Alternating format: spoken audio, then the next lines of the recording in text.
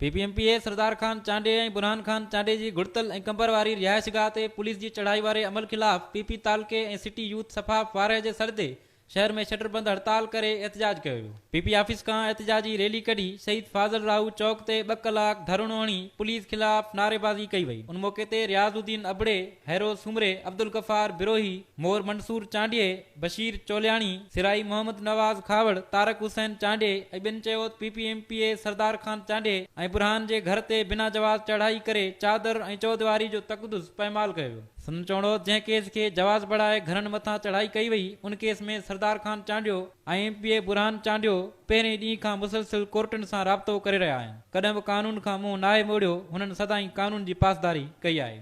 जॾहिं त नवाब साहब ऐं बुरहान खान जी ज़मानत थियल हुई उन बावजूदि उन्हनि जे घरनि ते छो नवाब साहबनि जे कोर्ट मां उहे आहिनि ज़मानतुनि ते आहिनि ऐं ॿियो त उनजा नाला बि उन में कोन्हनि के बाक़ी जेके जवाबदार जेके फ़िरार आहिनि उन्हनि जे लाइ सुप्रीम कोर्ट चयो आहे बिल्कुलु उहे फ़िरार जेके गिरफ़्तार थियणु घुरिजे ऐं उनजी पिच ते आईजी साहब इहो कमु कयो आहे ऐं असां उन्हनि जी मदद कयूं था। जेको नवाब साहब जे बंगले ते रेड थियो अॼु उन सिलसिले में सभु पार्टी जे हुकुम ते सभु गॾु थिया आहियूं।